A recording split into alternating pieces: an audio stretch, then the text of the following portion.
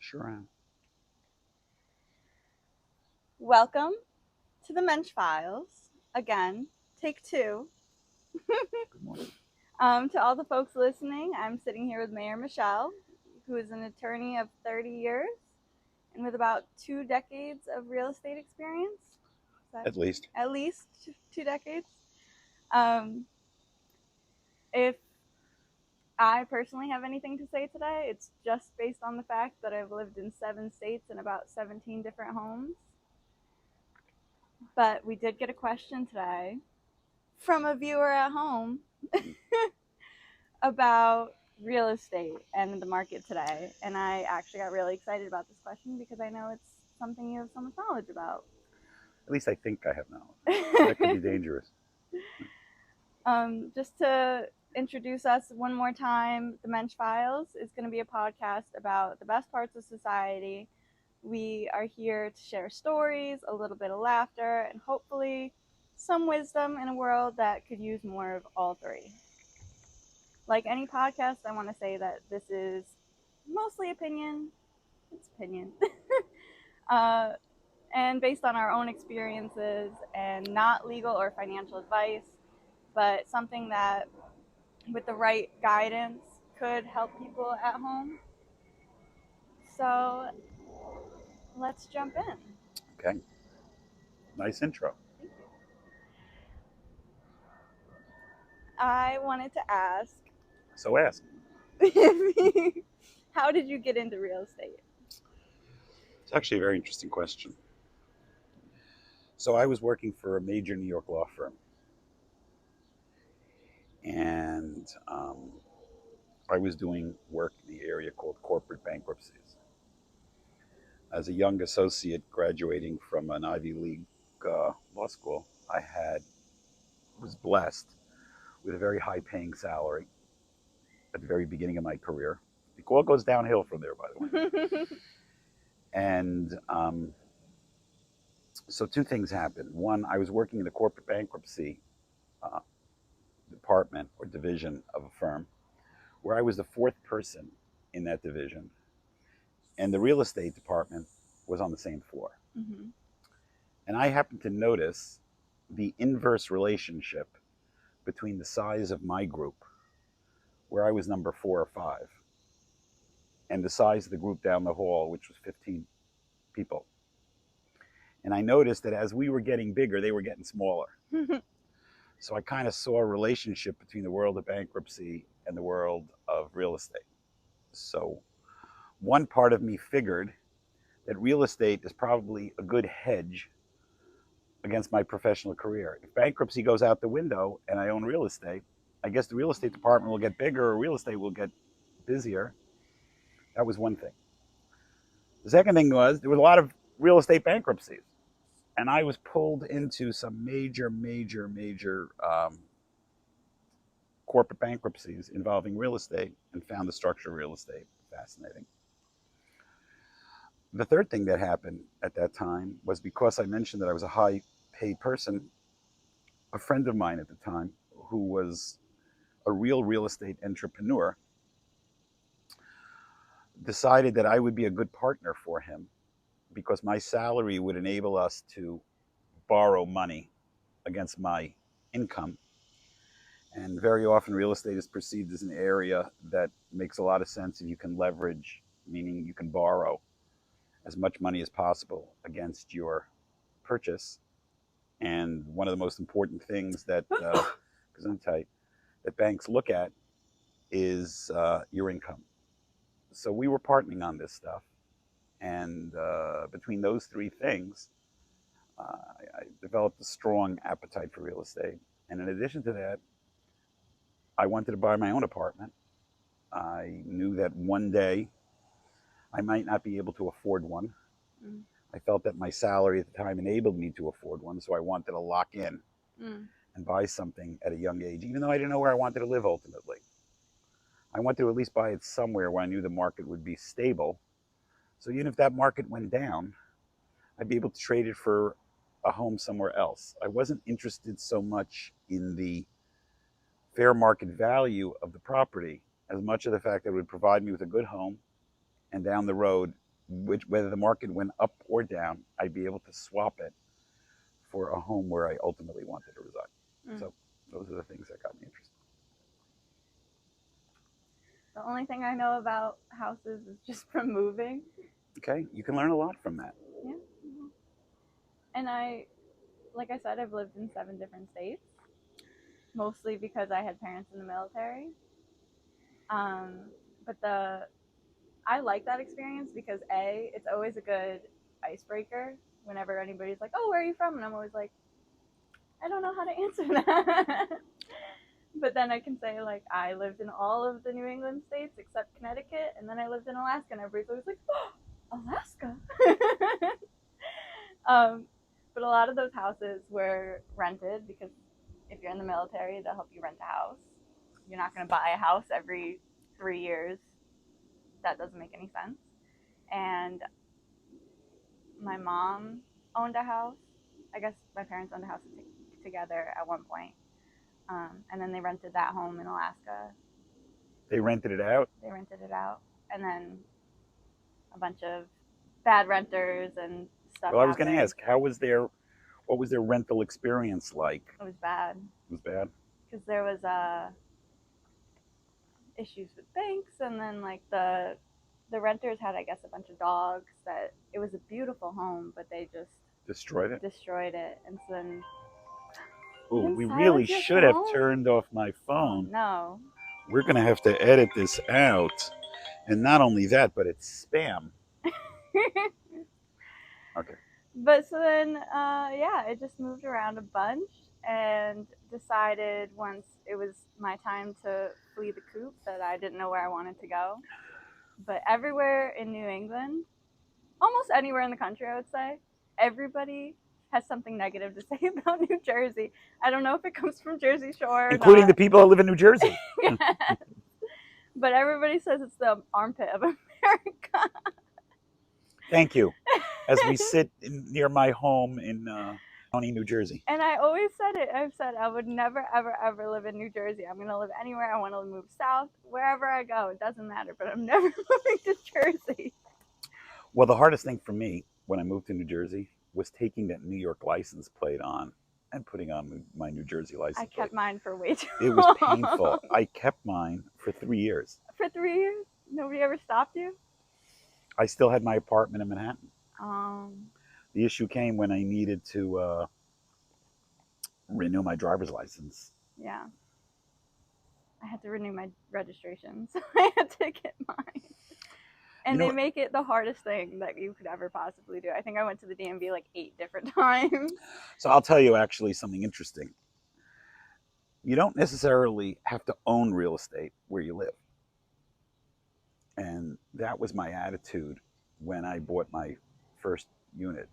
Okay. I bought it with the view that if I had to, I would be able to rent it, that the tenants would be strong tenants, and that I could use that income to cover my monthly mortgage if I had to buy a property somewhere else. How do you know if somebody's going to be a good tenant? There you go. So everybody has, you don't have any crystal ball.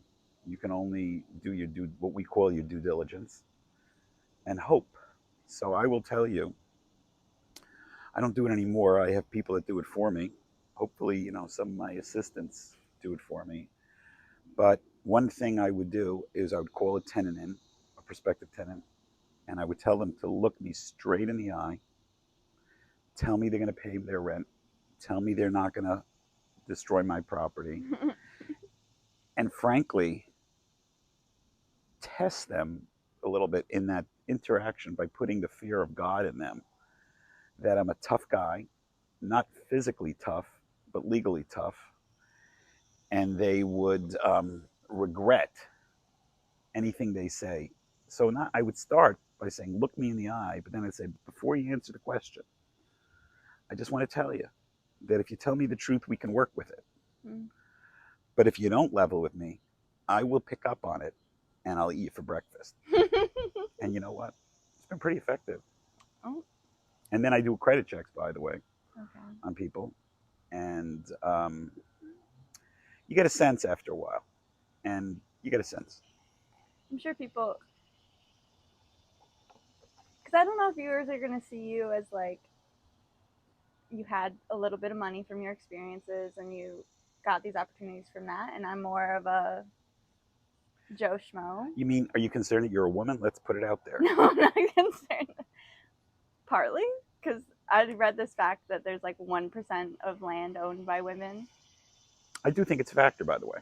I think depending on the personality and the person, um, I do think that people that are involved in real estate, definitely tenants, will have a different view toward a female landlord than a male landlord.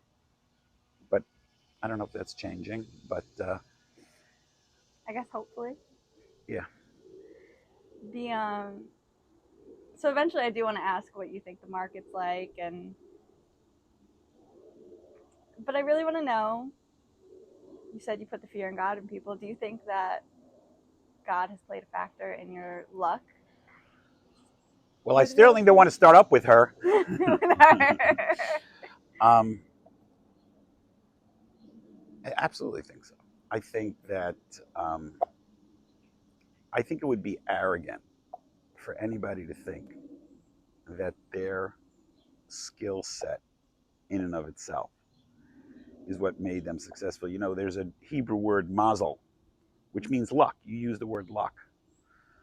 Mazel is luck. Everybody knows the phrase mazel tov, good luck, which is what we say when somebody gets married. We don't say congratulations, we say good luck. Okay, so mazel is luck. Mazel consists of 3 letters, M-Z-L. Okay, mazel. Okay. The Hebrew word for that's a word that starts with the letter M is place. The Hebrew word that starts with the Z is time. A Hebrew word that starts with L is learned experience. Those are the 3 things that lead to success and luck. So Time, being at the right place, and having developed the right learning skills. The learning by itself doesn't do it. Wow. You got to be in the right place and the right time. And guess what? If there is a God, and I sure as heck hope there is, or I'm going to be very, very upset. I would use another phrase, but we're on a podcast. The time and place is definitively set by forces that are beyond our control. And the learning experience, okay, you contribute to your own learning experience, but the opportunity to learn is not something that doesn't come from you also. You have to have the right opportunities in life. Frankly, if you're moving from community to community over a short period of time, that's going to be a challenge in terms of stuff like that. You need stability, you need consistency, and you need to have focus. But, so yes, that's why I love Jersey. It's because it's the first place that I've felt stability. Stability is and I feel very like important. I have connection to all these different aspects of my life, so I can get to the mountains. I can. So get there's to something the to be said for an armpit. Right? It's a By the way, if the whole world thinks it's an armpit, you can find value in an armpit and then sell it to the world and say, hey, this armpit is not just an armpit, it's a thigh, it's a leg, it's whatever it is, it's going to bring you stability. And it's true. Not to be a advertisement for moving to Jersey, because we have enough people here. You want to find value. The best part of real estate, frankly, is finding value where the world doesn't yet see it. So that's an excellent point. And that's why Jersey is such a good buy, because the world doesn't see it. Problem is, I'm not sure the investors see it either. I think I've thought of it while we were just talking about this. I read this other fact. Actually, I heard it on another podcast, that men and women communicate differently. So women, when they talk, they sit face to face, and they'll sit like across the table from each other during conversations, and they'll spill their guts, and they'll talk about anything and everything, and they'll cry at each other and laugh with each other. But men have a really hard time opening up with that direct eye contact. It's like intimidating to them. So I was just laughing that we're sitting like kind of slanted so that it's maybe a little comfortable for both of us. So I guess this is the feminine side of me. This is like you're like half turned. It's almost confrontation.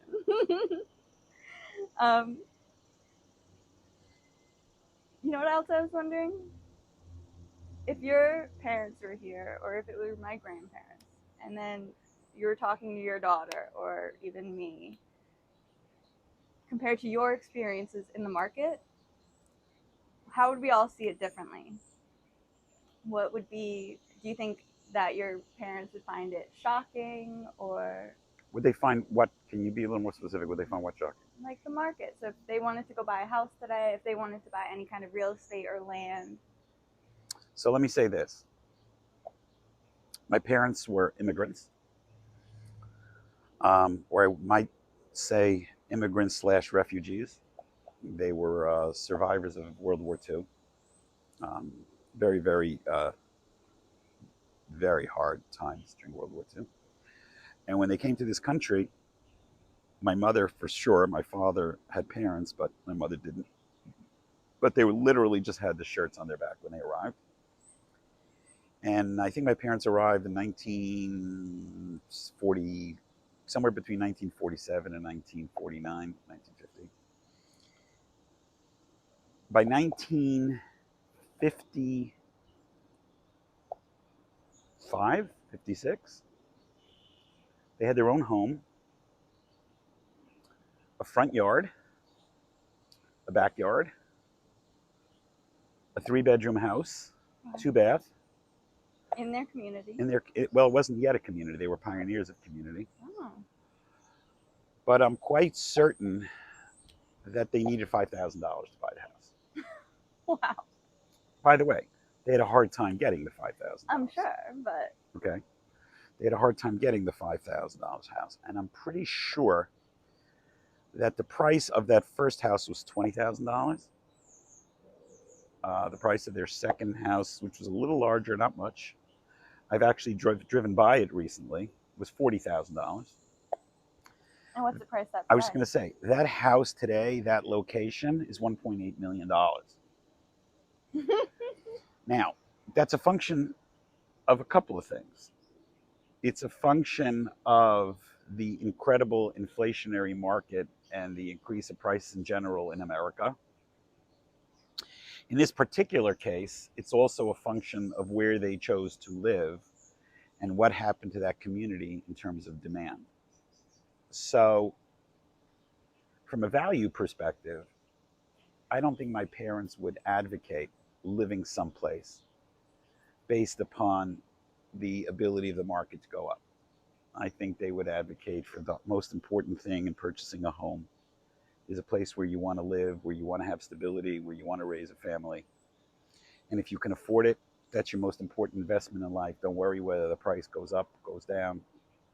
That's what you worry about. But in terms of the market, you know, what would you say? I was growing up, gas was 39 cents a gallon. So they'd be pretty surprised.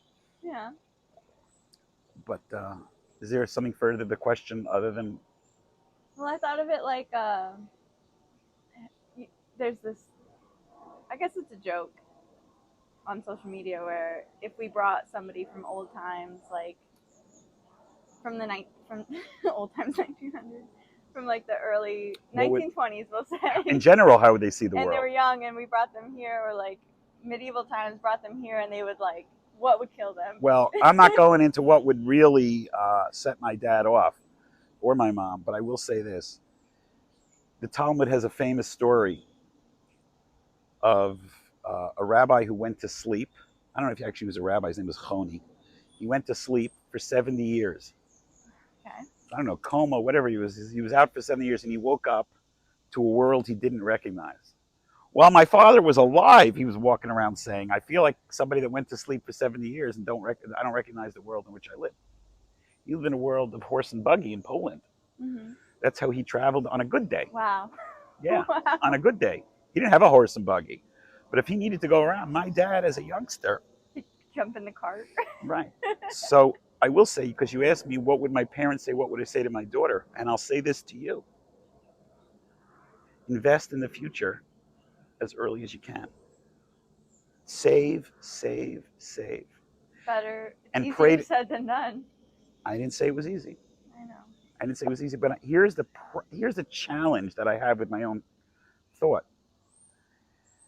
The model of save, save, save traditionally has always worked. You save for yourself. The challenge in today's society is that there are elements of society, because of what's going on politically and otherwise, that almost penalize the person that saves.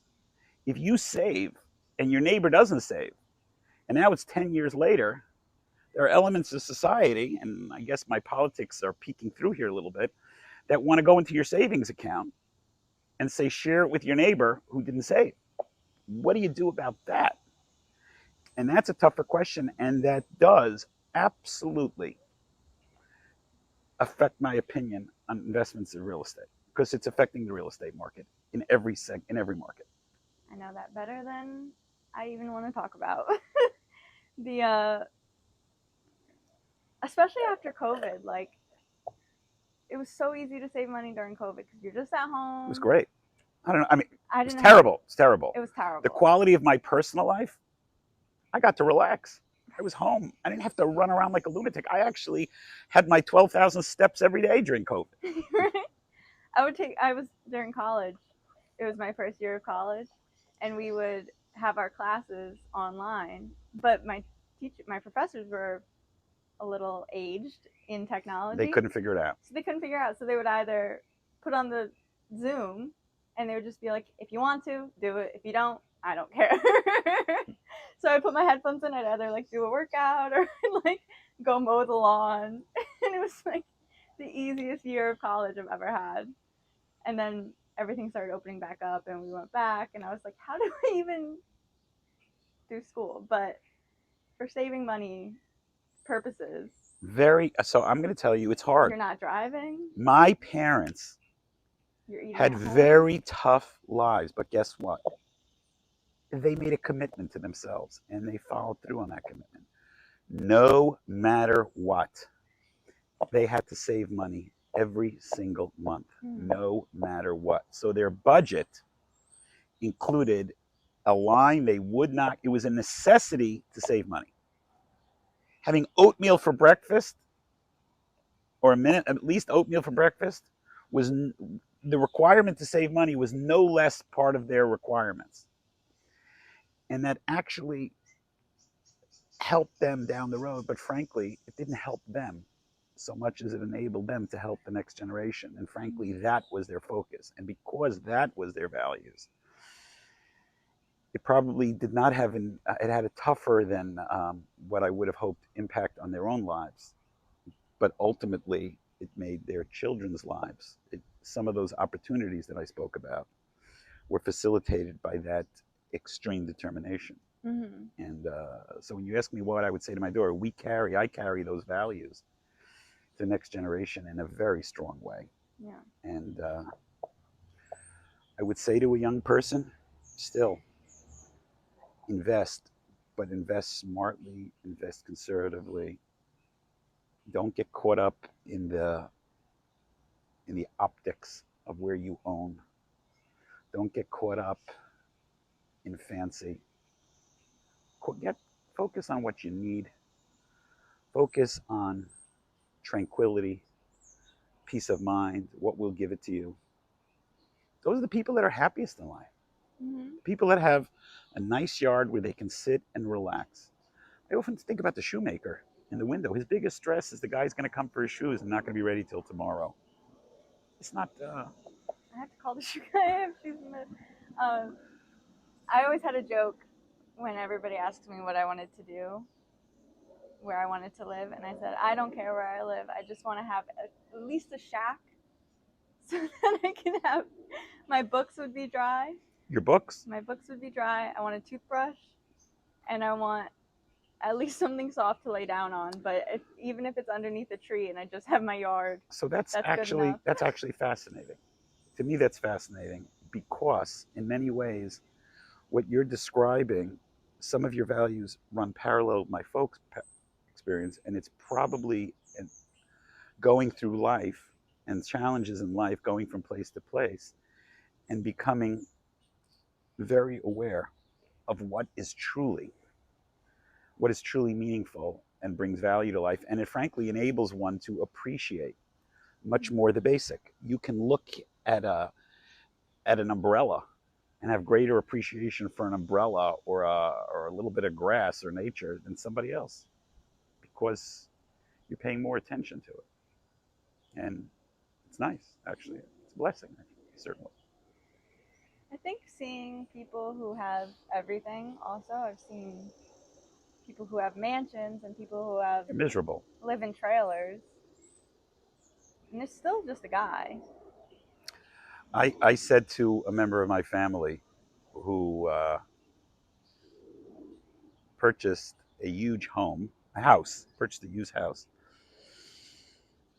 I looked at him after I saw his house for the first time, and I said to him, I want to give you a blessing.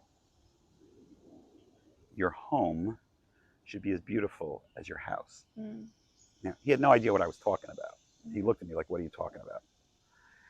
To me, the home is what makes the house. People build houses because they want to feel that they have a home.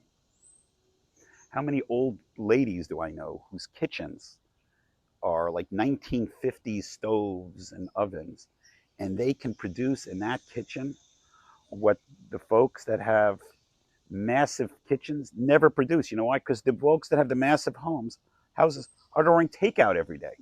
Nobody's using the kitchen. The kitchen's a showpiece. It's not there for use. What's the point of that? Mm-hmm. So, listen, it's nice to have a beautiful house, but I think in a certain way, it actually can negatively impact if it's overdone on a quality of life, because you get caught up in values that don't actually ultimately serve your quality of life. I know you know the story, but I'm going to explain something to the folks Viewers listening. at home. Viewers at home. Or to the viewer at home. I have a great aunt who bought a house in whatever 1820 because she's aged. Well, that's not why she bought it in Well, 1820. she bought it for like whatever $40,000. She bought it herself, which was amazing for a woman to do. She was a telephone operator, and she saved up all her money. And she was like, "I need a house for my kids." Bought it.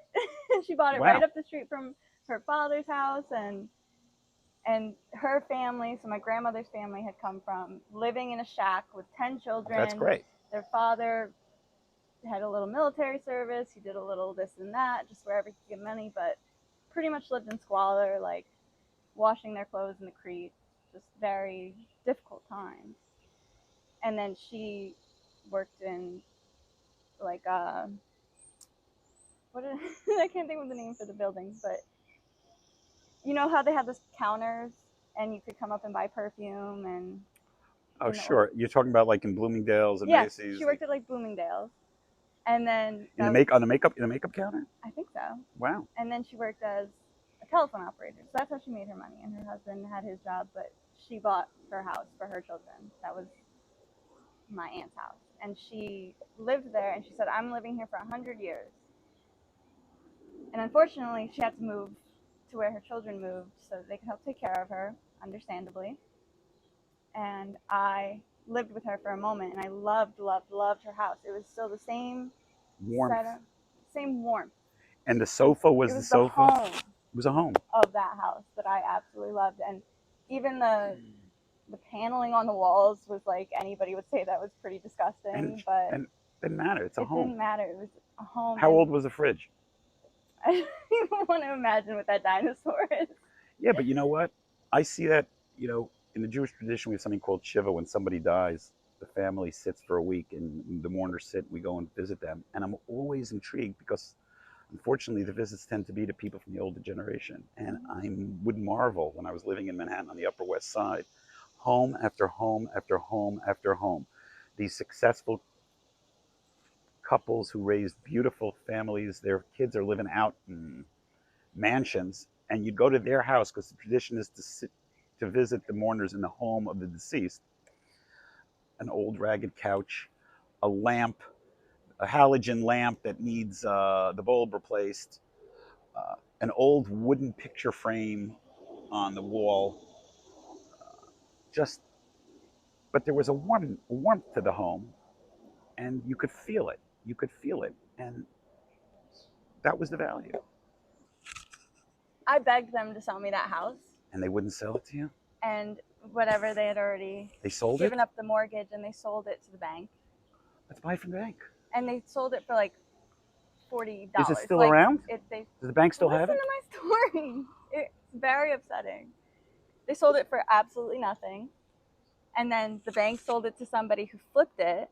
And it's appalling now. It's all white walls, the same whatever cherry wood floor that you see everywhere else. They destroyed the kitchen, and it's all white with the dumb countertops, and they flipped the layout, so it's backwards now. And they filled in, there used to be like a little window so you could see into the kitchen and like talk to the person. They ripped that whole thing out and made it open. They made it so they put a fireplace there, which is sweet. They put one of these fake fireplaces. Fireplace. Yuck. Right? Yuck. It's yuck. It's the cookie cutter. Yuck. It's a cookie yuck. cutter house now. Yuck. Let me and tell you that fire. Guess how much it's selling for? That's the issue. That's the point. Well, how much did they? What did they pay for it? Offhand, I'd say like $400. $700,000. That's pretty good. It's almost 8, but it's okay. 780. Yeah, and that was a pretty good guess. I have no idea where it is. Nothing, but yeah. It's Long Island. It's on not. the creek. Yeah. So did they get the money already? My family. Yeah. Did they get the sale through yet? They got the sale from the original. Did the sale. flipper get the deal done yet? Oh, I don't know if they did. I just know, I saw it on Zillow. So let me tell you something actually interesting in this regard. I don't like the flipper model for many reasons. So let's talk about real estate theory for a minute. I own property in Baltimore. Some people, when they buy real estate, what does the investor focus on? How can I maximize the value? Okay. If they're going to hold it for a while, how can I get the most rent? I don't like that play. You know what I want? How can I get the best tenant that I can make a decent return on my money for it? Because you know what? If I'm getting the most money, but I can't sleep at night because I'm fighting with my tenants who aren't paying the rent, it's not a pleasant life. That's number one. Number two, what are we doing to society if we keep saying, let me make it fancier and put pressure on people to have to pay more? Yeah. That's not, I don't think that's I think it's nice to society. I'd rather find a way to say to, hey, I don't have the fancy marble counter, but here's what I can do for you. It's going to be nice. It's going to be clean. It's going to be very decent. It's almost like my approach to real estate, I know this sounds funny, is to bring a more realistic approach to how I operate my real estate as a business model. Because I think it's good business. I don't do it because it's good business. Would you let people make changes to their rental? It would. If they didn't knock my walls down and they didn't do, I wouldn't want to go. You can't destroy the house. And you can't do it in a way. No. Yeah, the answer is I wouldn't have a problem with somebody, depending on what the changes were. What do I care? If it doesn't limit my future things and it improves the quality of their life, absolutely, why not? And there's so many things now that people are doing, like renter fixes, so they'll put like the stick-on wallpaper on. Yeah. If it makes your house feel more homey, okay. But I think it's. Yeah, but I don't like sticker. It's gonna peel off. Yeah, but if you're renting it, now I'm gonna find out you're putting stickers on your wall. No. I wondered what you had to say about the Airbnb market, because the model I know is, okay, we'll rent this. We'll buy this for whatever they buy, cheap houses. They flip it, and they put a bunch of like Wayfair garbage stuff inside. By the way, that's redundant. It's my opinion. It's my opinion. They put a bunch of You know it's like, redundant. yeah, I get Okay. it. The Ah, they just fill the house with necessities, right. and then they rent it so that in a weekend they can make the rent for the whole month. But then they do that 4 weekends in a row, and then there's all these houses that are up for Airbnb, but people can't buy homes. People can't rent long term. What's your opinion? I've clearly just stated mine. So you oppose Airbnb because you think morally it's creating it's affecting the market for people that want to live there. I think it's people. I think people who are doing it see it as a cash grab and a good opportunity, and I'm sure for a lot of people it has been. But I see it as becoming like too much of a giant, that it's impairing Affordability of homes. affordability. So I actually need to give that more thought. Off the cuff, on the spot, my reaction is a capitalist reaction. That if that's what the market is calling for, then do it. And that's not the market in which you want to own anyway. Um, let's take the community in which we reside here in Bergen County. You're not going to find a lot of Airbnb homes here. No. Um, maybe it's not a desirable place to vacation. There are cities that are transient cities. Let's take New York. If you go to New York today, increasingly, you know who owns the apartments? Foreigners who come just to visit their own pied de terre or whatever it is. A few times a year, the lights are off. There's nobody in the apartment. You go to buildings, there's nobody living there. This is true in international cities. This is true in Jerusalem. Nobody's living there. Is that, you want to regulate that too? You want to tell somebody they can't have a summer home? They can have it as long as they don't rent it out. So the real question is, what is turning these cities into transient cities, and why are they transient? And by the way, what's the next step if this happens? The local grocer, the local market can't sustain himself. Yeah. It's seasonal. It's seasonal. So I think if you think about it, some of these cities maybe were never meant to be residential. You should have residential areas, and then you have cities. In the old times, that's how people lived. You had suburban areas, you had places where people live, and then people went to the city to work. And then people decided to live where they worked. So now Manhattan is a residential place too. But I'm not sure that I object. I think that I don't see the Airbnb market so profoundly affecting. I don't think it can. I don't think it can. I think it's going to be in certain markets. But I don't think you're going to want to live in that community anyway. You can't change people. What happens if people move into your neighborhood you don't like? What happens if the neighborhood becomes religiously ethnic in a way that people don't like? And we're going to pass laws to change that? Are we going to pass laws that minorities move in so they can't live there? We all want homes. We want communities. We want neighborhoods. I don't see the Airbnb in and of itself As big of a, yeah. I think it's an issue, but I think there's so many issues. Sometimes we have to work our way around it instead of trying to change that rule. I guess a lot of the places I've lived have been like coastal, so I've seen a That's lot why. more of it. Right. I suspect that's the case. It's very, Yeah. It's true. Listen, it's true in Manhattan, yeah. but Florida, Miami. But some of these places are actually outlawing Airbnb. The real issue is, if you really want to think about it, the reason Airbnbs are so popular is in part because hotels are so expensive. Why are hotels so expensive? Because you have all these taxes that you have on a hotel stay that you don't have on an Airbnb stay. Why? I don't know. You have rules with construction of the hotels of who can construct a hotel and who can't construct a hotel, who can work at the hotel and who can't work at the hotel.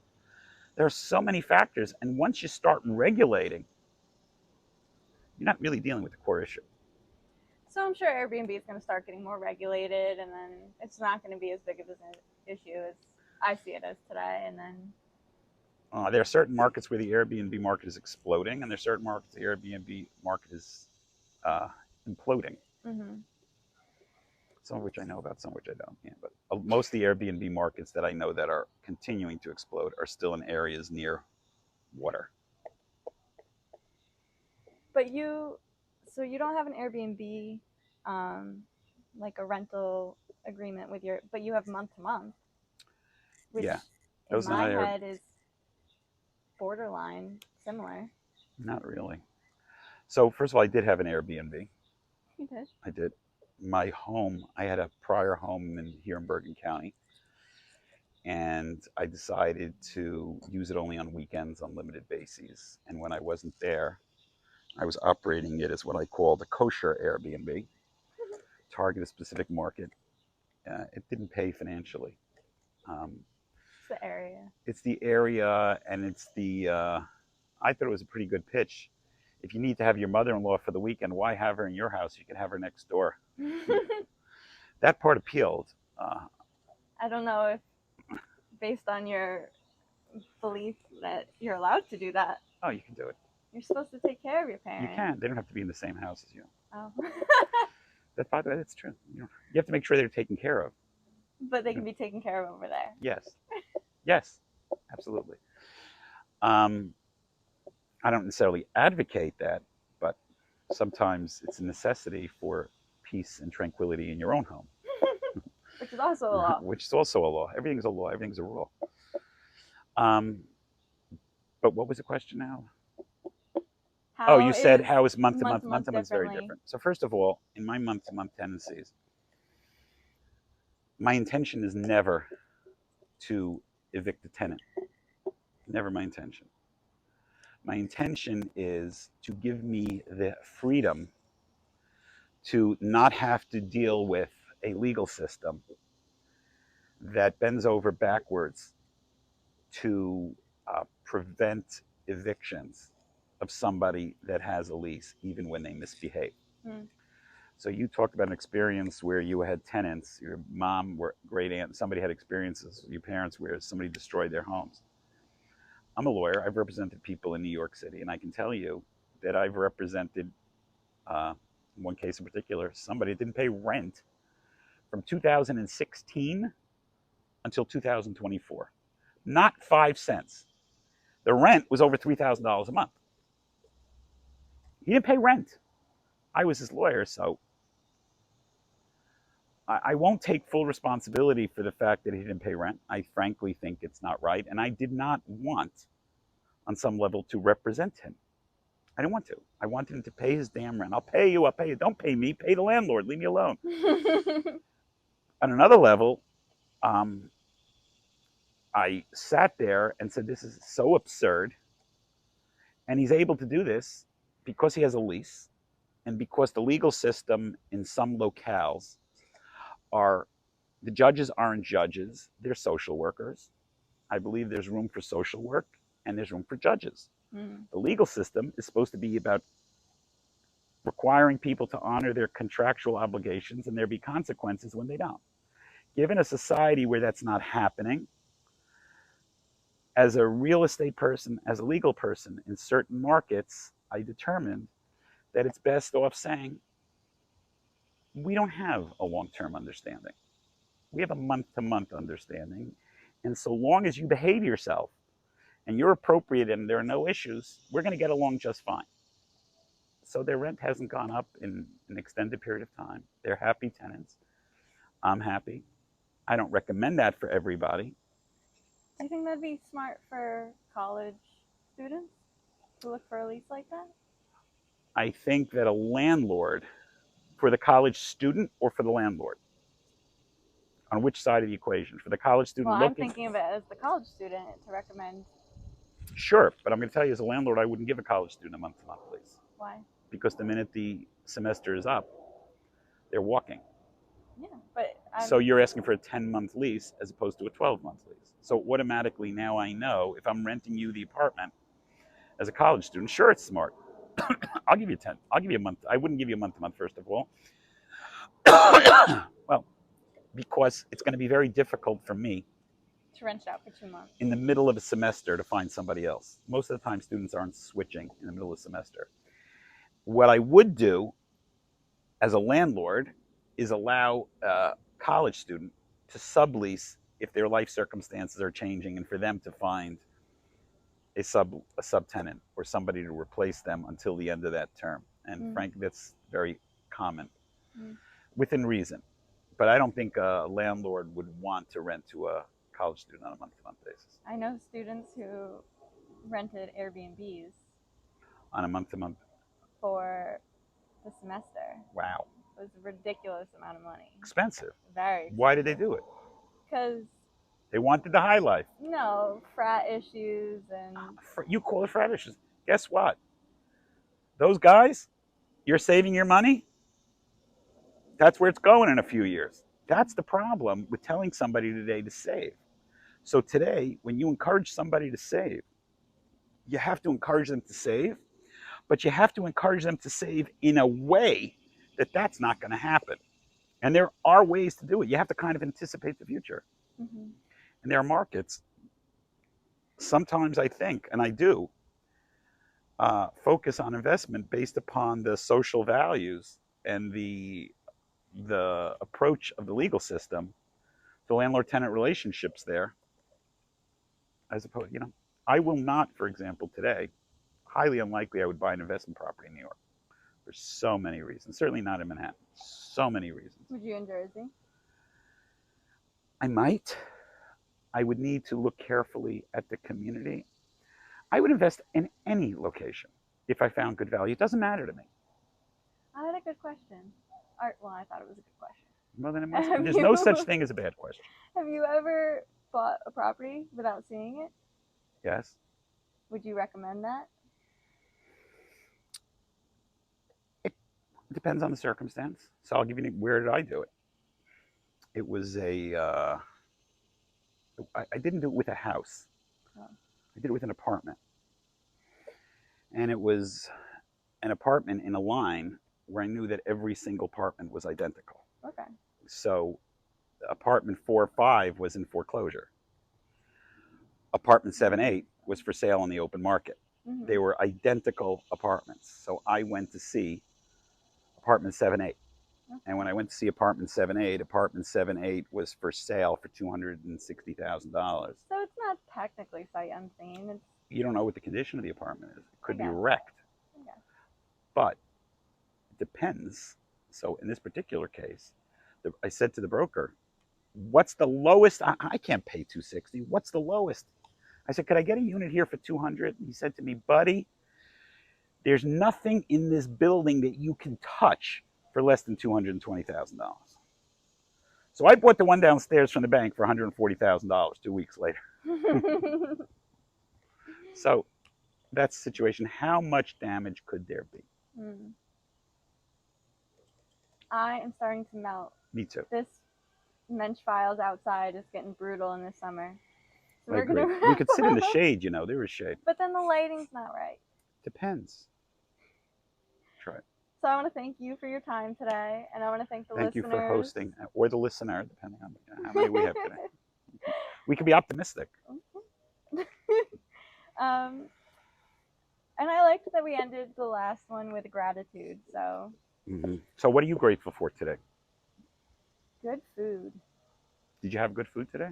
I had a really good dinner yesterday in the city. We went to this French place that I believe deserves a Michelin star or 6, because even just their burger is so fantastic. And it was, where was it? In Manhattan? Yeah, it's right. If you get off Port Authority, it's called La Rivage. Where'd you park? I took the bus. That was smart. I was going to say your parking could cost as much as your dinner. Yeah, but it's so worth it. So you're grateful for your dinner last night? Grateful for good food in particular.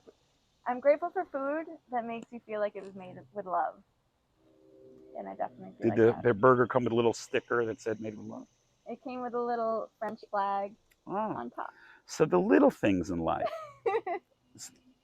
So I'm actually grateful just for the fact that my daughter called from camp smiling. My other daughter got in a car with a smile and is going to visit her sister in camp today. Oh. Yeah. So I'm grateful for hopefully the nice, quiet, peaceful weekend I'm going to have. And I'm just grateful that I can sit here, hopefully, God willing, in good health and peace, and sit with a nice interviewer who's given me the opportunity to express my opinions. Somebody's actually listening to me, which is nice. And that's about it. So, And okay. we have to say we're grateful for our viewers. Yeah, we are grateful for our viewers, current, past, and future. And if there's any questions that people want us to talk Please about, feel free. We'll give you our hostess's personal phone number. absolutely get excited about it. So, Okay. Have a great weekend, everybody.